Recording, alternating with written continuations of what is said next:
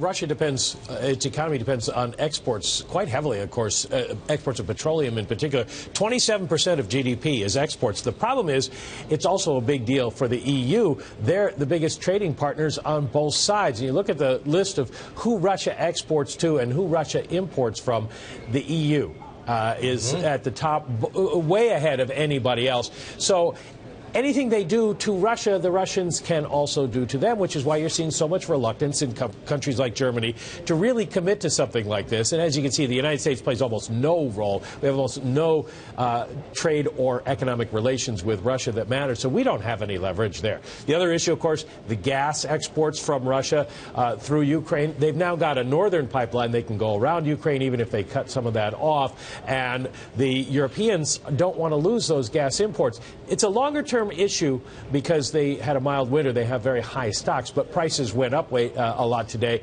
And if this were to go on for a long time, it would be a problem for Europe as well as for Russia. So gas prices going up, Mike, but we saw the MISEX, Russia's benchmark index, go down. We saw the ruble fall. To what degree did those developments exact a price on Russia? They are exacting a price. I mean, the ruble in particular hurts Russia's banks. They could be in big trouble. And you saw the Russian central bank today raise interest rates 1.5 percentage points, 7%, to try to contain the fallout from this. The problem is that, A, we don't know if Putin cares at this point. I mean, this is a country that went bankrupt in 1998, defaulted on its debts. He may not really take this into consideration.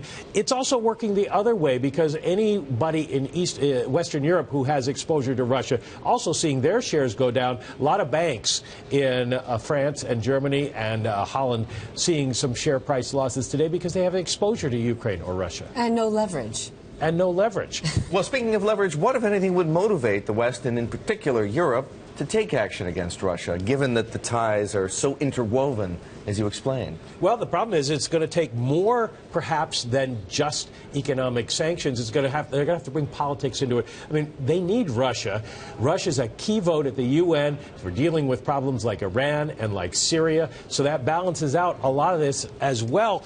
The only thing that could really influence them is if this starts to spread beyond the borders of Ukraine to some of the other former Soviet republics like Belarus, or it was already hit Georgia or to Romania or Moldova, then you might see more action. But at this point, most analysts are saying, you know, probably Putin's got a fait accompli in Crimea as long as it doesn't go beyond those borders. All right, Michael, stay with us. I want to broaden out this conversation because Russia's military intervention in Ukraine also has potential to impact U.S. companies, from derailing energy exploration to hurting McDonald's sales to crimping simple things like beer profits. So I want to bring Alix Steele. She dug into the numbers.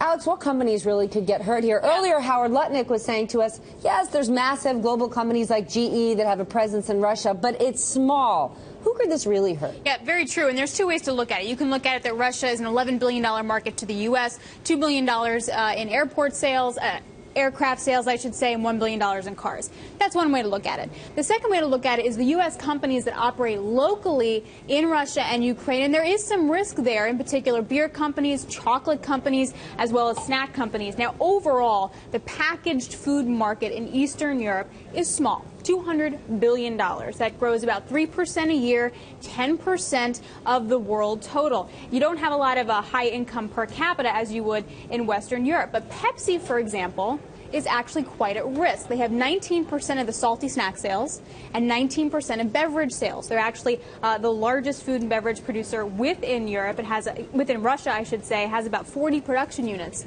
in the country. You think this unrest, this conflict, is affecting whether or not Russians are buying soda, chips, beer, and smokes? And that's really, truly the unknown. And well, it's also the Ukraine as well. Speaking to analyst Peter Saleh of Telsey Advisory Group, saying, look, it really depends on the consumer.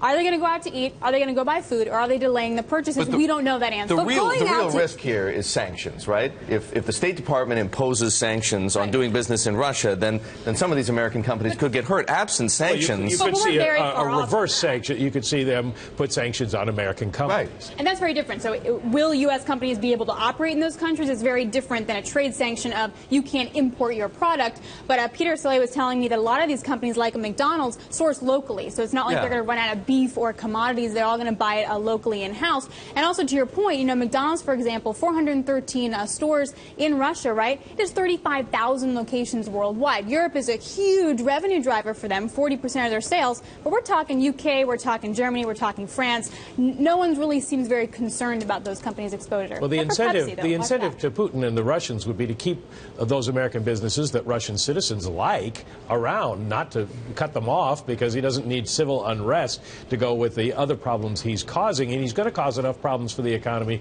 as it is, with the ruble falling and the stock market falling. And the real question becomes direct foreign investment, particularly in the oil gas community. Will we see the Chevrons, Shell, and BPs of the world continue to invest money in Russia, or will this scare them off? I was talking to Julius Walker over at BP UBS. has already got plenty of reasons to be scared off. Well, and he was saying that usually foreign companies aren't that interested in Russia to begin with because there's so much drama to operating there. But if they are there, they're for the long term. They're not going to be scared by something that might have a couple-month impact.